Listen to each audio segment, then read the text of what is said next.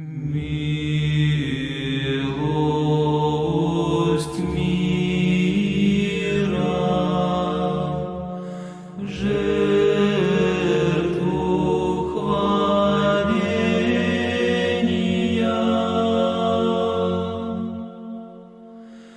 и со духом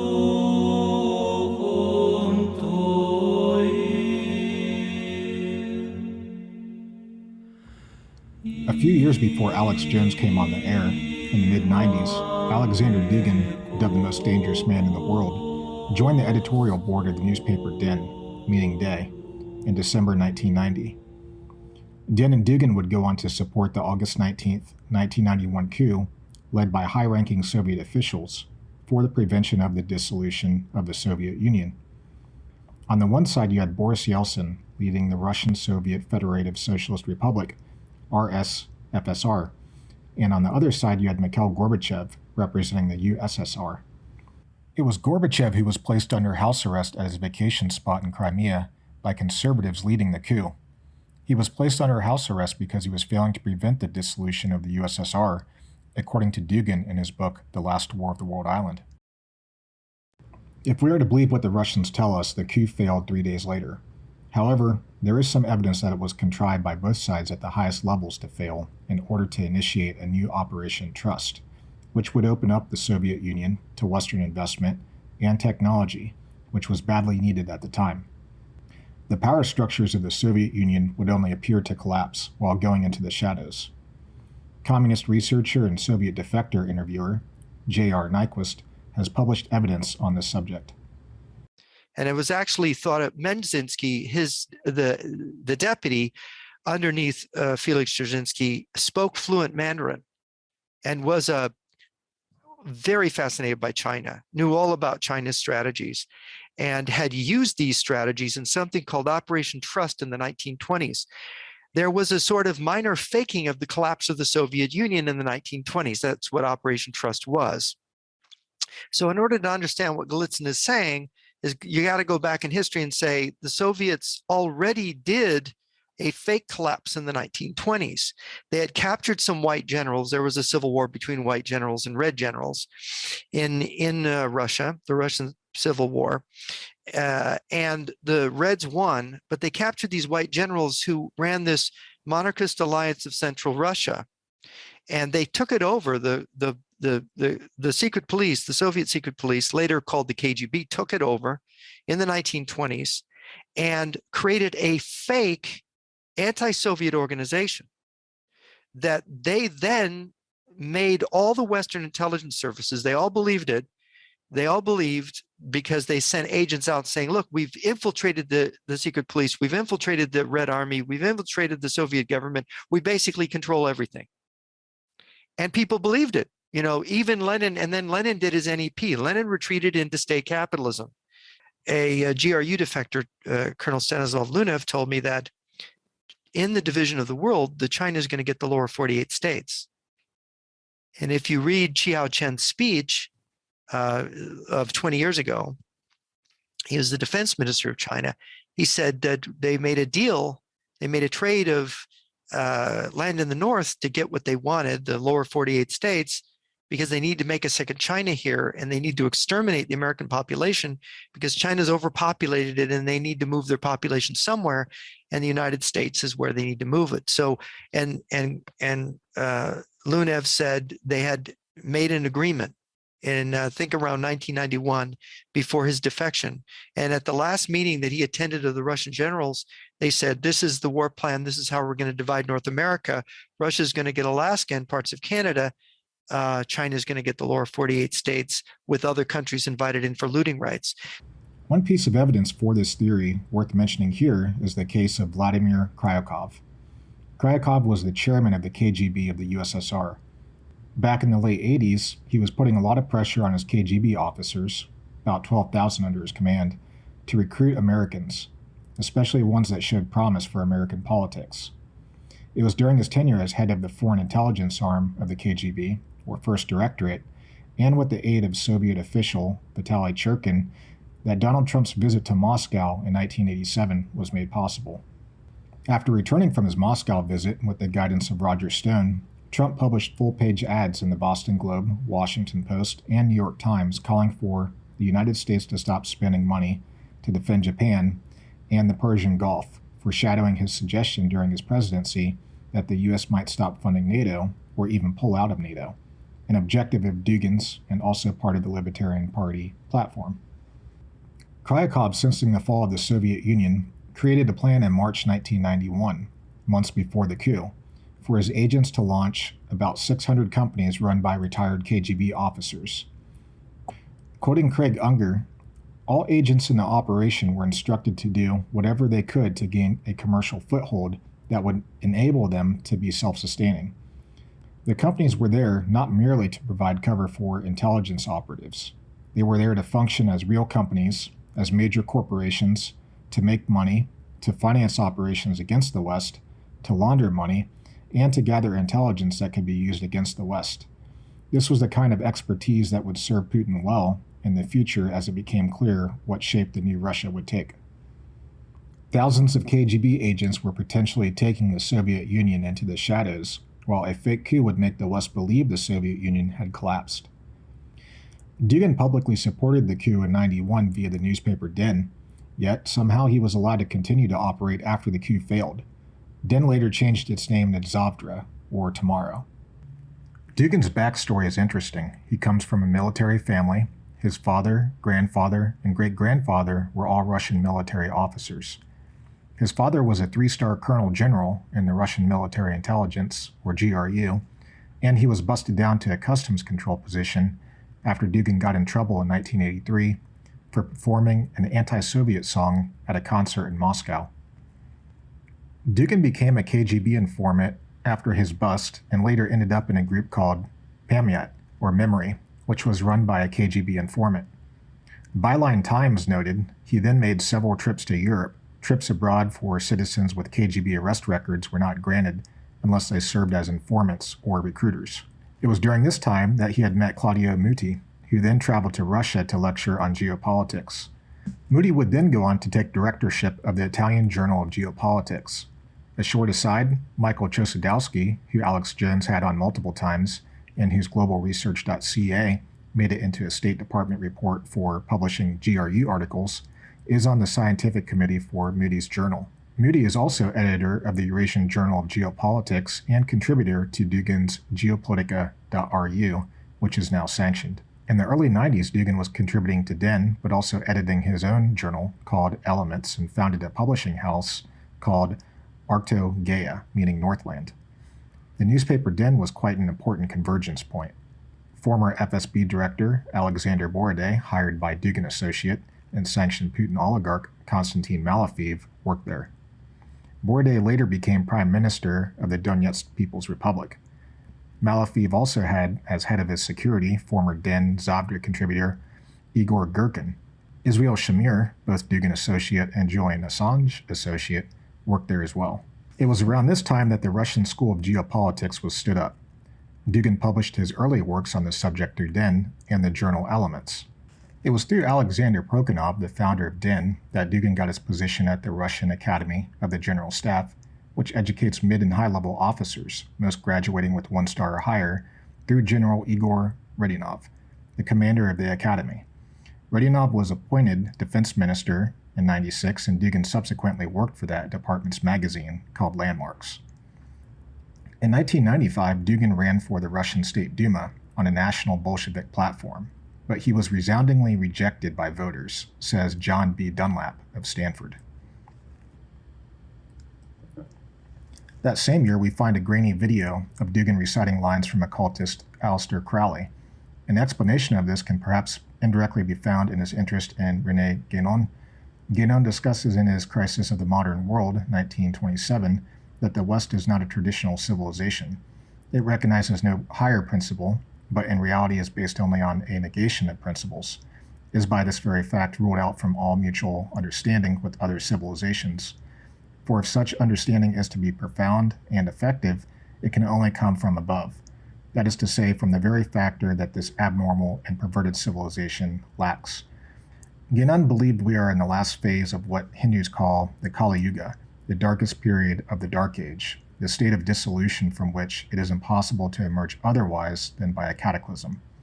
Dugin confirms he believes this as well in his book, The Fourth Political Theory.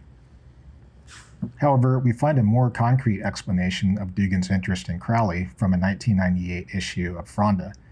The context was a discussion about the geopolitical problem of Poland, that it is a part of the West in the sense that it is Catholic, but a part of the East in the sense that it is Slavic. This pull between the West and the East contributed to its inability to define itself, that is, Poland, Lithuania, and why its civilization disappeared, according to Dugin. Dugin then states the best thing about Polish history is the Jewish tradition in small towns in eastern Poland. Quote, "In fact, I am interested in everything that was anti-Catholic in Poland, Polish Freemasonry and occultist." Tying this together and back into the thought of Guénon, in 1995, Dugin wrote from his website, Fourth Political Theory, that the Masonic circles had, from the 17th century onwards, absorbed the whole specter of non-Catholic spirituality and non-Catholic thought. And we can assume that Dugin believes there are remnants of this traditional civilization in the West in these circles. Interestingly, he says, quote, "Russian and Greek Orthodox priests who were sent to work in the West were more keen on contacting the Masons and occultists than contacting the limited and intellectually totalitarian Catholic leaders."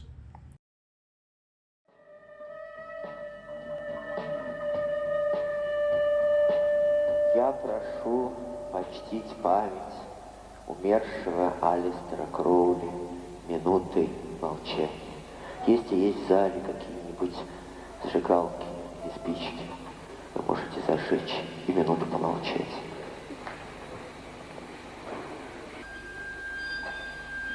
О мой Бог! Един Твой исток, един Твой дух, едино Твое изменение. Позволь мне воспеть Твои совершенства перед людьми. В образе шестиконечной звезды, сверкающей сквозь глупые своды, позволь мне объявить о Твоих совершенствах. Ты явился мне как очень старый Бог, достопочтимый Бог, господин времени с острым серпом. Ты явился мне как радостный и довольный Бог, исполненный могущества, король, Отец, в самом рассвете сил, с жезлом вселенной. Turning our attention away from Dugin's esotericism and the occult, he had gained some prominence in the 90s, despite his poor performance in the elections, and in 1997, the same year Brzezinski published his geopolitical work, The Grand Chessboard, Dugin published his book as well, titled The Foundations of Geopolitics, which was and probably still is required reading for officers in the General Staff Academy. This textbook cites the Englishman John Halford Mackinder's Heartland thesis, something both Bannon and Posobiec refer to as well, but are dishonest about it in the sense that they downplay the importance of East Europe. Mackinder predicted if the Eastern issue, that is, creating stable, independent states between Germany and Russia, wasn't solved during his time, future generations, quote, will find themselves under the necessity of marshaling their power afresh for the siege of the heartland, meaning Russia, end quote. Mackinder's Heartland thesis states, "Who rules East Europe commands the heartland. Who rules the heartland commands the world island. Who rules the world island commands the world." Dugin, thinking in the domain of geopolitical science, called for in his book, counteracting U.S. Atlantist geopolitics at all levels and in all regions of the world, trying to weaken, demoralize, deceive, and ultimately defeat the enemy as much as possible. It is especially important to bring geopolitical turmoil into the U.S. domestic reality by encouraging all kinds of separatism, various ethnic, social, and racial conflicts, actively supporting all dissident movements of extremist, racist, sectarian groups that destabilize internal political processes in the USA. At the same time, it makes sense to support isolationist tendencies in U.S. politics, the thesis of those often right-wing Republican circles that believe that the U.S. should confine itself to its domestic problems. Advancing to 2008 and quoting Dugin regarding the Georgian-Russian War, for 5 years the Georgian side actively prepared for new military actions and began an operation to seize South Ossetia on August 7, 2008. On the night of August 8th, rocket fire on Skinvali began and grad launchers, and Georgian troops began their assault on the city using tanks. The same day, they seized the city and began to exterminate the population. The Georgian-Russian War then brought Dugin to Russian-aligned South Ossetia. He had reportedly traveled there in June, as well as late August, before and after the conflict. It was during this time that his phrase, "tanks to Tbilisi," was widely publicized by Russian radio, TV, and press. And this is where Alexander Dugin's and Alex Jones's paths might have first crossed, if not earlier. In 2008, Alex Jones was saying on his own program and Russian state television that, "My country has been taken over by private international military-industrial complex, and they launched a sneak attack on the Russian enclaves of South Ossetia on the order of Pearl Harbor. I just hope Russia keeps troops in Georgia, so no more sneak attacks can be launched." Jones completely sided with the Russian side. In the book War for Eternity, Teitelbaum gives a good summary of the Western side. Quoting him, "Throughout July and into August 2008, Russians began pouring through a nearly 2.5-mile Roki tunnel under the Caucasus Mountains and into South Ossetia. Russia had established a much criticized peacekeeping mission in the area, but these weren't peacekeepers. They were bringing armored vehicles and soldiers too. Indeed, as the month wore on, the separatist army's ranks grew increasingly international, with personnel from the Russian army, as well as volunteer fighters from neighboring regions to the north. Heavy shelling in South Ossetia began on August 1st, 2008. Separatist forces targeted multiple ethnic Georgian villages inside the Ossetian territory. Meanwhile, the separatists also attacked Georgian security forces with roadside bombs and conventional fire. The central government in Tbilisi thought that its past standard of limited sniper fire was an insufficient response to the latest escalations. So on August 7th, it launched a full-scale military assault on the South Ossetian city of Skinvali, surrounding and pounding it throughout the day and night, and pushing into the city center during early morning. It was at this time that Dugin was on TV and radio calling for the Russians to capture the Georgian capital, Tbilisi, to show that the fate of the world was not to be subsumed into a single unipolar global liberal order, but instead that it would be a multipolar order. He famously said, "Tanks to Tbilisi," in the statement. Alex Jones would appear later that year on RT again, and appeared to be reading from Dugin's script. He clearly stated he was interested in a multipolar world order and not a unipolar world. This is the objective outlined in Dugin's Foundations of Geopolitics. It is to break the Anglo-American unipolar world order. In this respect, Dugin and Alex were natural allies. All journalists blame Russia for the conflict. Alex Jones from the Infowars.com website blames, or claims rather, that American viewers have been deceived by the coverage. First off, let me say I am ashamed as an American. I'm a loyal American who loves my country, but my country has been taken over by a private international military-industrial complex, and they launched the sneak attack on the Russian enclaves of Abkhazia and other areas, as you know, on 8/88, using the cover of the Olympic Games and a dastardly sneak attack on the order of Pearl Harbor in World War II. And I am just so ashamed that our country's been hijacked and is being used to do this. I was watching foreign news, and I knew that the U.S.-backed Georgians, the Israeli and NATO-backed Georgians had snuck attacked viciously and were hunting down and killing civilians, attacking the peacekeepers, just unprecedented crimes in our modern age, the 21st century. And then I would turn on CNN and Fox and even BBC, and they were reporting that Russia, it was headlines, Russia invades Georgia, Russia sneak attacks. And our leaders went on television and said that we would have to have a new Cold War. It was such an insult to the American people's intelligence that the United States backed Georgia. And I apologize as an American that we've let our government been taken over like this, and this is not the United States that I grew up in. The neocons in NATO, in the U.S. and Israel, want to have a new Cold War. I just hope Russia keeps troops in Georgia so no more sneak attacks can be launched, because the dictator, and we know he was elected under fraud, there in Georgia, has said that he plans, he said it last week, to attack again as soon as he can. So please, Russia does not need to leave these areas that have been part of Russia for years, Abkhazia and Ossetia, because we don't want violence. The American people don't want this. We want to be friends with Russia. The Anglo-American Western New World Order system based in, of course, London and New York and D.C. They have hijacked the U.S. They have implemented continuity of government. They have geared up for martial law. They've built FEMA camps here. They're destroying our republic. They're destroying our freedoms. They're coming after the free press. And so they're using NATO expansion as a way to widen a war throughout Central Asia and then to the west through Eastern Europe and Central Europe. And I really appreciate the fact that Russia has been restrained in all. We have the Anglo-American establishment based in England and the United States that has enslaved our people. And they are using our wealth, our military, our name to carry out this globalist empire, this unipolar world, instead of having a multipolar world.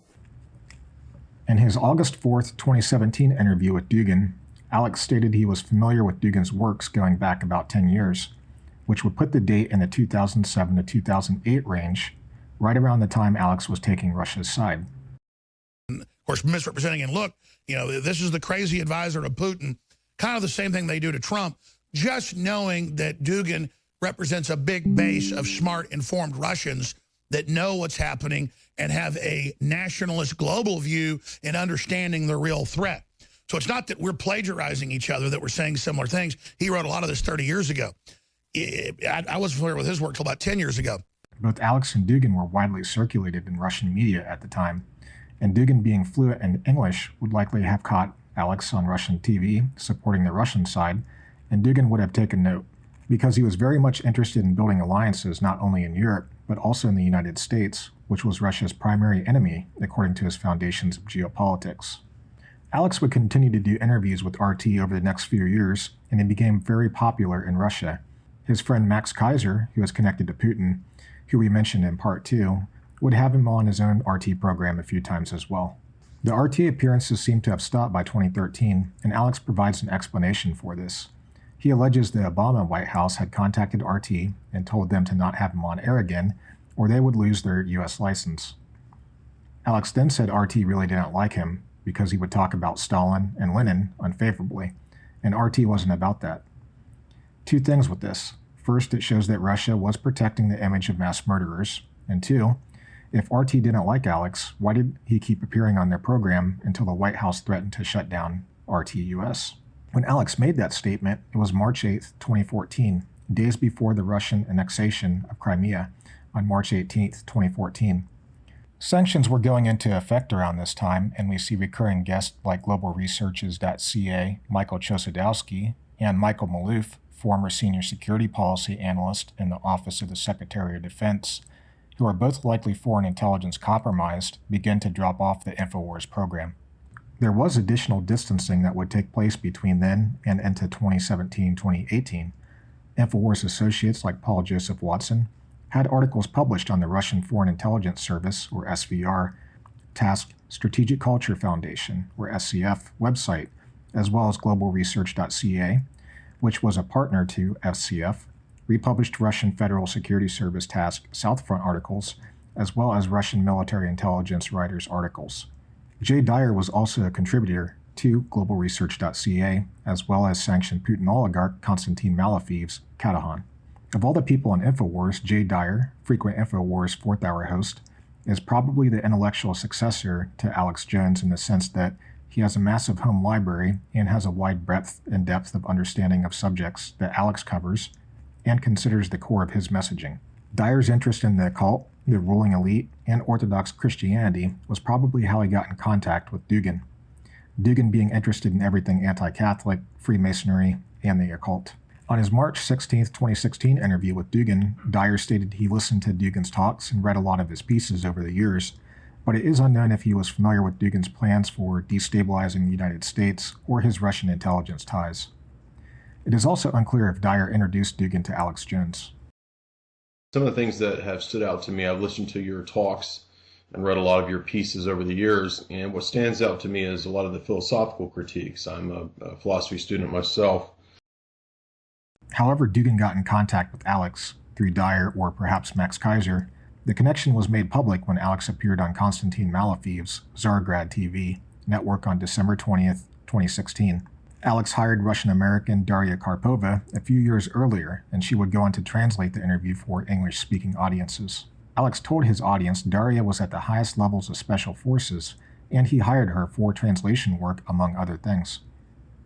Question: why would Alex need Russian translated around the time of the first Ukraine invasion in 2014?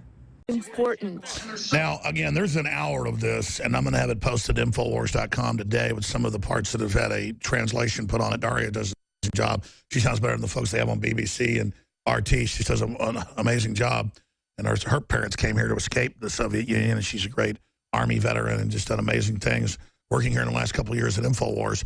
But I tell you, Buckley did a great job when her email came through, getting her through, and again, getting her hired so that we can translate these things. But again, how do you pronounce the name of the TV network? I know it's nationwide in Russia, Daria. Because I don't want to pronounce it wrong. Repeat that question again, Alex. How do you pronounce the name of the TV network? And there it is on screen. It's called Tsargrad TV. And then I guess the website is, what's the URL? We've got it on screen. I don't want to tell folks the URL. It's tsargrad.tv. And for the folks that don't know, we had Vice here when they were on, and the guy was flipping out by the people that were on that show. Those are like some of Trump's top advisors. So he was like walking in and they're like, oh my God, you are a Russian agent. What's going on here? And it should be noted at this point the significance of the name Tsargrad TV. Tsargrad is the Slavic name for the Greek city Byzantium, later called Constantinople, and now known as Istanbul. When the Ottomans took Constantinople, the capital of the East Roman Empire, that is the Byzantine Empire, the emperor died in battle, and one of the last members of the royal line, Zoe Palaeologina, eventually ended up in the care of the papacy in Rome until a marriage was negotiated between her and Ivan III, the Grand Prince of Moscow. It is in this sense that Russia sees itself as the successor to Rome. The Western Empire fell, but it was carried on in the East. The Church split, and the East under the Byzantine Empire maintained East Orthodox Christianity. When the Byzantine Empire fell, the royal bloodline of succession survived in Russia, along with the Eastern faith. Hence, Moscow is viewed by some as the Third Rome. This is reinforced by certain people associated with the traditionalist, though we can argue from just our elementary understanding of Guénon, having read about 130 pages of his work as of writing this, that they depart from Guénon in many ways. That said, traditionalists like Dr. Matthew Raphael Johnson have published books on Moscow as the Third Rome, and he said Russia's role is the restrainer against the Antichrist.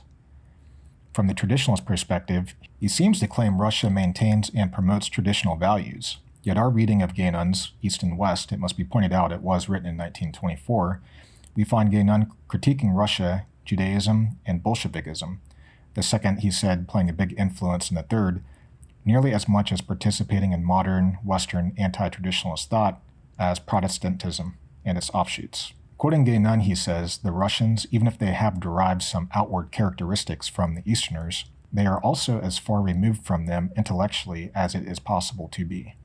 This is in the context of the Easterners at the time, according to Guénon, placing metaphysics higher in order than reason, which the West seems to almost exclusively apply to material advancement. Coming back to Dugin for a quick aside in his occult interest, here he seems to diverge from Guénon as well. For Guénon, it wasn't, quote, through occultism that the West will ever be able to recover its own tradition any more than it will be able to rejoin Eastern intellectuality, end quote. As for the concept of Moscow as a Third Rome, it does fit somewhat in the science of geopolitics in the sense that Russia is viewed in Mackinder's terms as a land power, as was Rome. It was remarked to us in private conversation that we cannot take anything by Dugin at face value because he is a magician. We tend to agree with this assessment with the modifier that he does have certain objectives to achieve, and he appears to use elements of Mackinder, traditionalism, and other systems of thought in his brew for achieving those objectives. Now coming back to Dugin and InfoWars, it's hard to say how much Dyer or Alex knew about Dugin without them specifically stating what they read of his, but both said that they had been following him for years and were familiar with his works.